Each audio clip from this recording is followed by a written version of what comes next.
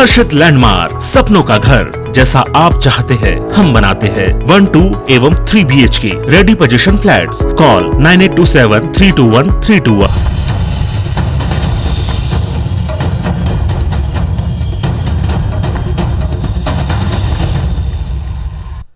नमस्कार, आप देख रहे हैं IBC 24। मैं हूं आपके साथ विजय कुमार पंड्या। 9 बजे के इस बुलेटिन में आप सभी का स्वागत। और बात छत्तीसगढ़ के मुख्यमंत्री भूपेश बघेल ने गृह विभाग की समीक्षा बैठक में कड़े तेवर दिखाए हैं और अफसरों को जमकर फटकार लगाई है। उन्होंने साफ निर्देश दिए हैं कि वे हुक्का बार पर सख्त कार्रवाई करें। साथ ही ये भी कहा है कि बंद हुए हुक्का बार दोबारा चालू ना हो पाए। उन्होंने कहा कि शहर में शाम को पुलिस अधिकारियों की उपस्थिति दिखना चाहिए। समीक्षा बैठक में गृह मंत्री Tamradhwaj Sahu, chief secretary Amitabh Jain, DGP DM Awasthi समेत गृह विभाग के अधिकारी मौजूद थे। मुख्यमंत्री भूपेश बघेल ने चिटफंड के फरार आरोपियों को जल्दी गिरफ्तार करने के निर्देश भी दिए हैं। साथ ही अंतर्राज्यीय गांजा तस्करी पर कार्रवाई के लिए अफसरों को NCB को पत्र लिखने के निर्देश दिए गए। इसके अलावा मुख्यमंत्री ने बस्तर फाइटर भर्ती प्रक्रिया को जल्दी पूरा करने को कहा है। मुख्यमंत्री ने पुलिसकर्मियों को यथासंभव साप्ताहिक अवकाश देने के निर्देश भी दिए। साथ ही कहा है कि महिलाओं की सुरक्षा हेतु शीघ्र ही एक ऐप जारी करें।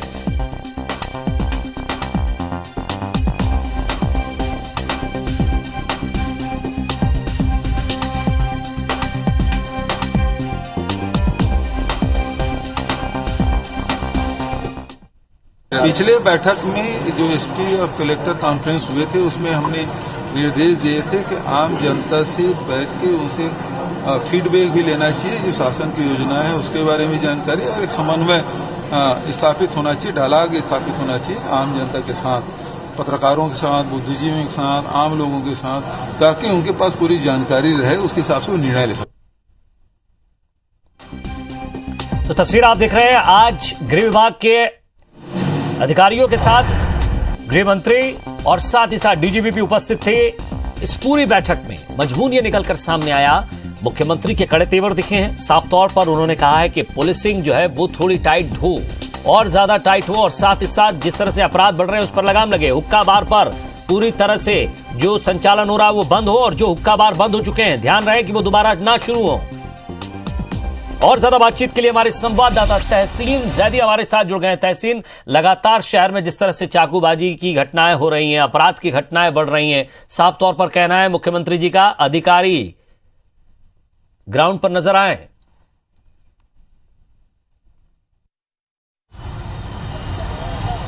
निश्चित तौर पे जिस तरीके से एक बड़ी बैठक आज एक CM हाउस में हुई थी, खुद मुख्यमंत्री जो भूपेश बघेल जी हैं उनकी अध्यक्षता में ये बैठक हुई थी। गृह विभाग की समीक्षा बैठक थी, उसमें कई कड़े उसमें निर्देश उन्होंने दिए। खासतौर से कड़े तेवर देखने को मिले हैं मुख्यमंत्री भूपेश बघेल जी के, क्योंकि उसमें खास तौर से उन्होंने कानून व्यवस्था को सख्त करने के लिए कहा है। और साथ ही जो एक अहम मुद्दा, क्योंकि जो पिछले दिनों IG और SPs की जो बैठक में खुद भूपेश बघेल जी ने इस बात के निर्देश दिए थे कि हुक्का बार पूरी तरह से बंद होने चाहिए, उसके बाद भी लगातार हुक्का बार चालू हैं। इस बात पे काफी नाराजगी उन्होंने जताई और अधिकारियों को इस बात का फटकार लगे कि उस पर ऐसी कार्रवाई करें कि वो दोबारा शुरू ना हो।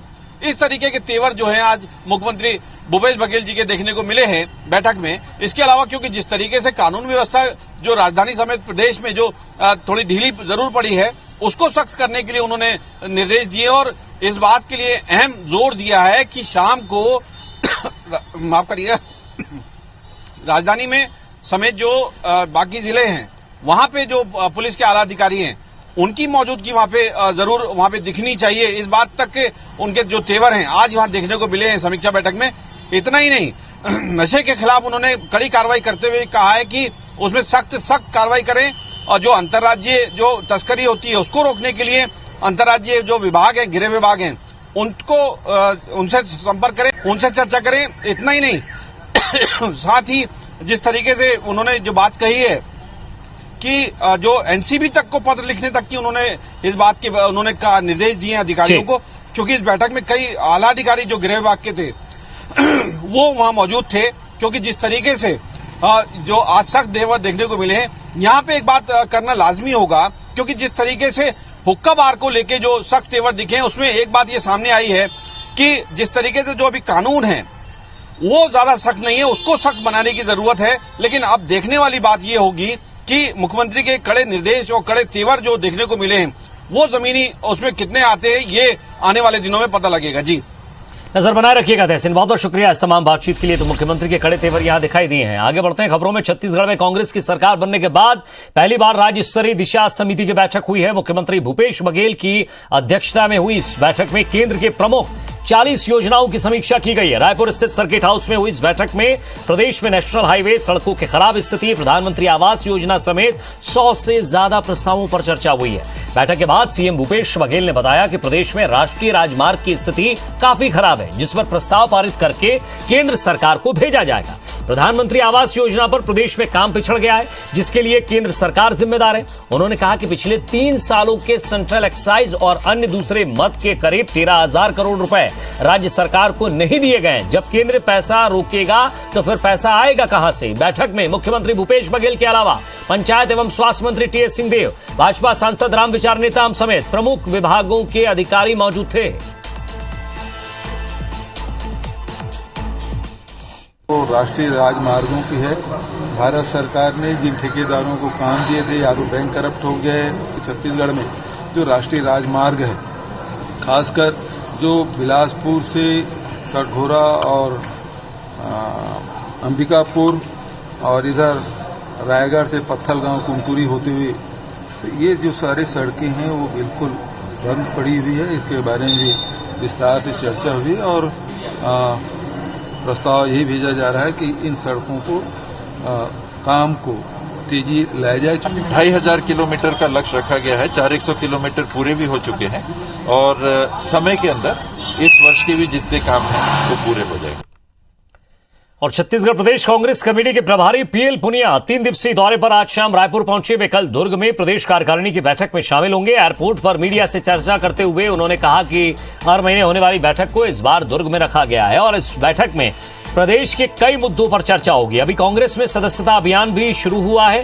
संगठन की मजबूती पर जोर दिया जाएगा।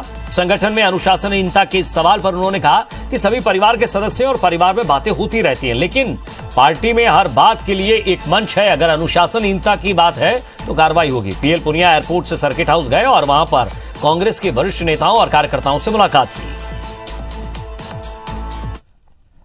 प्रदेश कार्यकारिणी की बैठक लगभग हर महीने होती है और इस महीने की कार्यकारिणी की बैठक दुर्ग में होना प्रस्तावित है। कल वो बैठक होगी और उसमें संगठन की बातें होती हैं। संगठन में अभी मेंबरशिप ड्राइव शुरू हो रही है, हो चुकी है 1 नवंबर से और 31 मार्च तक चलेगी। बाकी शासन से संबंधित जो भी कोई बात होगी वो मामले उठाए जाते हैं। इधर दुर्ग में कांग्रेस की प्रदेश कार्यकारिणी की पहली बैठक होने वाली है। राजीव भवन में होने वाली इस बैठक की तैयारियां जोरों पर हैं और कांग्रेस नेता तैयारियों का जायजा लेने लगातार पहुंच भी रहे हैं। कांग्रेस महामंत्री चंद्रशेखर शुक्ला ने बताया कि ये बैठक बेहद अहम है। इसमें प्रदेश प्रभारी पीएल पुनिया, सीएम भूपेश बघेल समेत सभी जिलाध्यक्ष शामिल होंगे। आगामी नगरीय चुनाव को देखते हुए ये बैठक बेहद अहम और खास मानी जा रही है।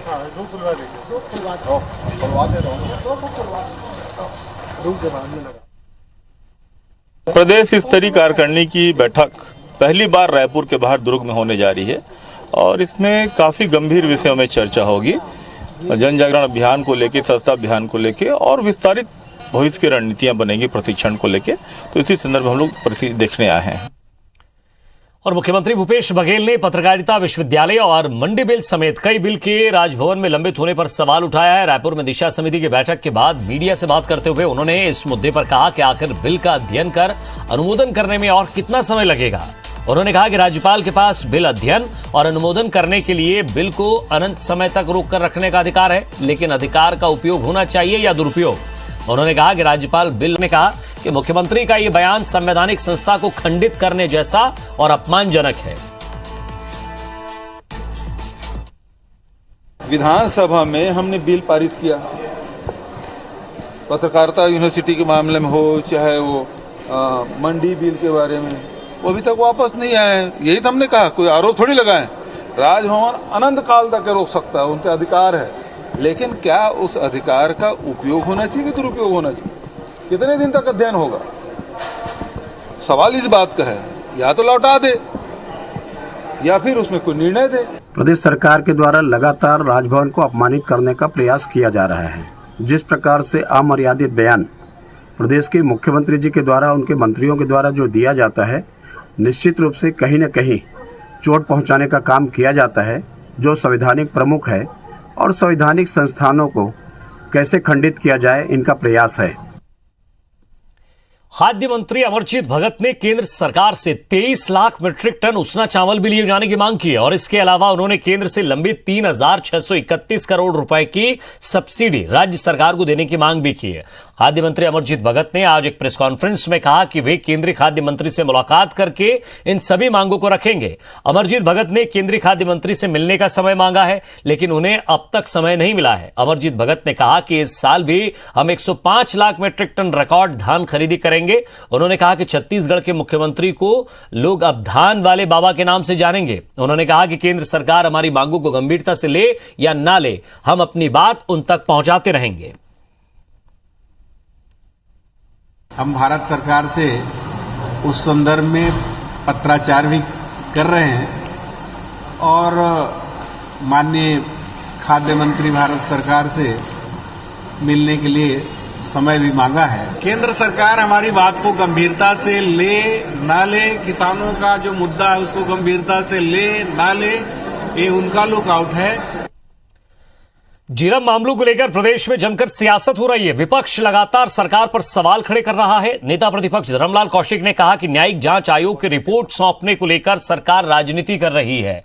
आयोग की रिपोर्ट पर शंका जताना आयोग का अपमान है। कौशिक ने यह भी कहा कि राज्य सरकार को डर है कि कहीं उनकी राजनीति खत्म ना हो जाए। ऐसा कहीं नहीं हुआ है कि बार बार उस पर फोर्स किया जाए। जानबूझ करके ये जो प्रहार किया जा रहा है, एक प्रकार से संवैधानिक इंस्टीट्यूशन है या संवैधानिक संस्था है या संवैधानिक प्रमुख है, उनको चोट पहुंचाने का काम, अपमानित करने का काम लगातार प्रदेश में हो रही है। ये कृत्य निश्चित रूप से निंदनीय है। रायपुर के पंडरी बस स्टैंड की आईएसबीटी में शिफ्टिंग करीब 1 हफ्ते तक टल सकती है। प्रशासन ने शिफ्टिंग से पहले 10 नवंबर को शाम 5:30 बजे बसों का ड्राई रन करवाने का फैसला लिया है। आज कलेक्टर ने एसपी, आरटीओ, निगम आयुक्त और बस संचालकों के साथ बैठक ली, जिसमें शिफ्टिंग को लेकर समीक्षा की गई, जिसमें यह फैसला लिया गया कि कल बस टर्मिनल से अलग अलग रास्तों पर बसों का ड्राई रन किया जाएगा, जिसमें यह देखा जाएगा कि बसों के रूट में आखिर क्या क्या दिक्कतें आ सकती है। इसके अलावा सभी आला अधिकारी संचालकों के साथ बस टर्मिनल का निरीक्षण कर मूलभूत सुविधाओं का जायजा लेंगे। वहीं बस संचालकों ने कहा कि भाटागांव शिफ्ट होने के बाद बसों की हर ट्रिप में 20 से 25 किलोमीटर का इजाफा होगा, जिसके कारण डीजल और अन्य खर्च भी बढ़ेगा, लेकिन बस का भाड़ा पुराना ही लागू है। इससे यात्रियों को परेशानी होगी। सरकार इसे लेकर भी फैसला ले सकती है।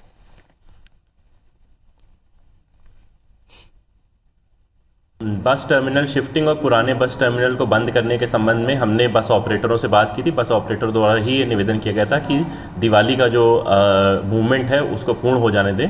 दिवाली का मूवमेंट आज की तारीख में पूर्ण हो चुका है और बहुत जल्दी इसी सप्ताह के अंत में पुराना बस स्टैंड बंद करने का और नो एंट्री के आदेश निकल जाएंगे। इसमें हम लोग ने एक ही चीज़ की मांग रखी कि एक बार इसका ट्रायल हो जाना चाहिए।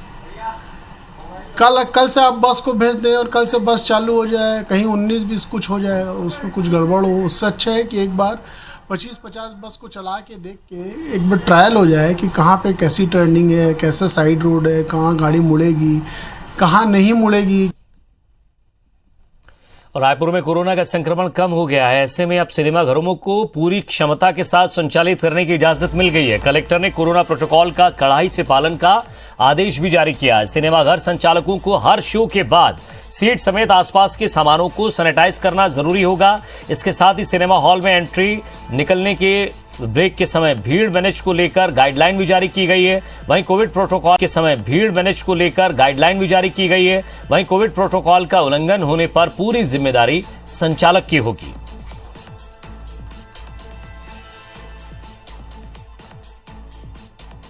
भिलाई स्टील प्लांट में हादसों का सिलसिला रुकने का नाम नहीं ले रहा है। आज ब्लास्ट फर्नेस 2 में एक कर्मचारी की ऊंचाई से गिरने से मौत हो गई है, तो वहीं कल भी एमआरडी स्लैग यार्ड 2 में हुए हादसे में 6 कर्मचारी घायल हो गए थे, जिनका इलाज नेहरू अस्पताल में जारी है। इन 6 श्रमिकों में से एक बीएसपी कर्मी है और 5 ठेका कर्मचारी थे। ठेका कर्मचारियों के परिजनों ने बताया कि ठेकेदार ने अब तक कोई आर्थिक सहायता नहीं दी है। यूनियन के प्रतिनिधियों का आरोप है कि सुरक्षा मानकों में कमी के चलते इस तरह की घटनाएं प्लांट में बढ़ती जा रही हैं, तो वहीं बीएसपी प्रबंधन का कहना है कि घटना की जांच की जा रही है।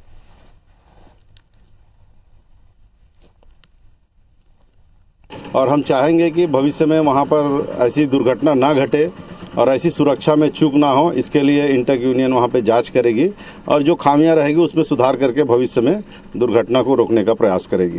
इसमें प्रबंधन की बाकायदा जिम्मेदारी है, क्योंकि टोटल काम जो आउटसोर्स के माध्यम से ठेका मजदूर से लिया जा रहा है, उन्हें स्किल्ड वर्कर को रखना पड़ेगा, टेक्निकल वर्कर को रखना पड़ेगा, ताकि इस टाइप के हादसे को रोक लगाई जा सके।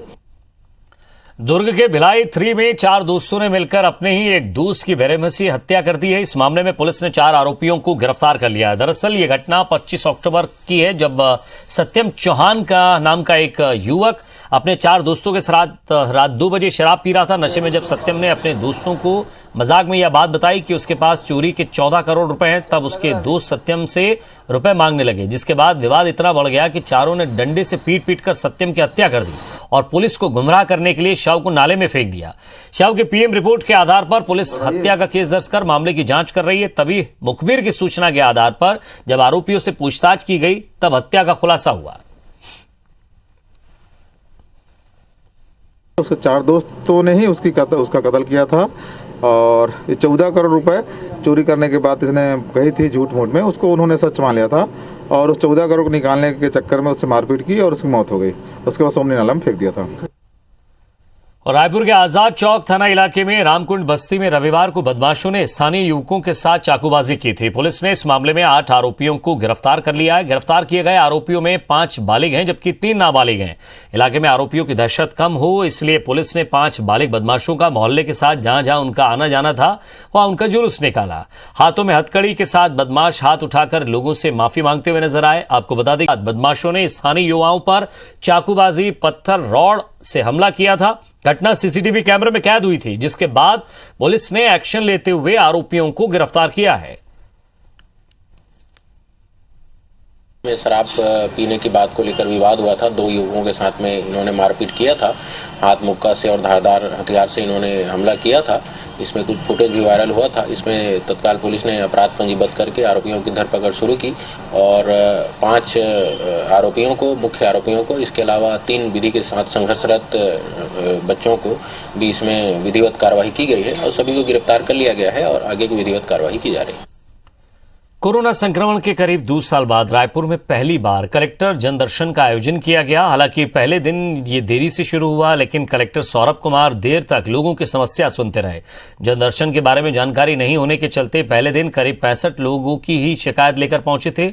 इनमें सबसे ज्यादा शिकायतें राजस्व विभाग की थी। जनदर्शन में गुजराती इंग्लिश स्कूल प्रबंधन द्वारा छात्रा को टीसी के नाम पर परेशान करने, बुजुर्गों को पेंशन के लिए ऑफिस के चक्कर कटवाने और कोरोना काल में वेतन रोकने जैसी कई शिकायतें सामने आई। इनमें से कई का निराकरण कलेक्टर ने मौके पर किया, जबकि बाकी लोगों की समस्या जल्द सुलझाने का आश्वासन दिया गया।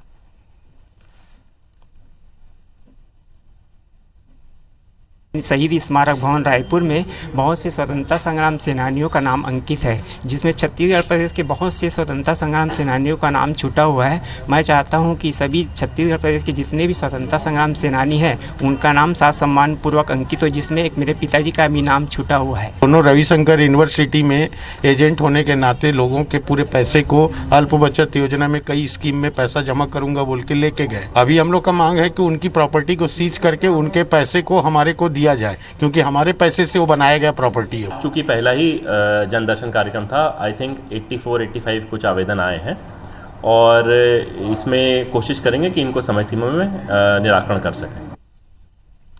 और छत्तीसगढ़ में छठ महापर्व धूमधाम से मनाया जा रहा है। आज छठ के दूसरे दिन खरना का विधान से भी पूजन किया गया, रीति रिवाज के साथ उसे मनाया गया। भिलाई में कोरोना काल के बाद सीमित प्रतिबंधों के साथ छठ पर्व मनाने की अनुमति दी गई। छठ की तैयारियों को लेकर शासन प्रशासन स्तर पर भी तैयारियां की गई थी। सभी तालाबों के घाट की सफाई रंगाई की व्यवस्था भी की गई। अंबिकापुर के शंकर घाट में छठ पूजा का आयोजन बड़ी धूमधाम से किया जा रहा है। घाट पर सुरक्षा व्यवस्था के पुख्ता इंतजाम किए गए। रायगढ़ नगर निगम ने छठ घाटों की विशेष सफाई के निर्देश दिए। छठ के पहले घाटों के किनारे व्रतियों ने छठ पूजा के प्रतीक चबूतरों का रंग रोगन किया। तो वहीं बलरामपुर के कन्हर नदी के घाट पर इस पर्व को मनाया जाता है और श्रद्धालुओं को दिक्कत ना हो इसके लिए कन्हर नदी पर बने एनीकट के गेट को खोल दिया गया है।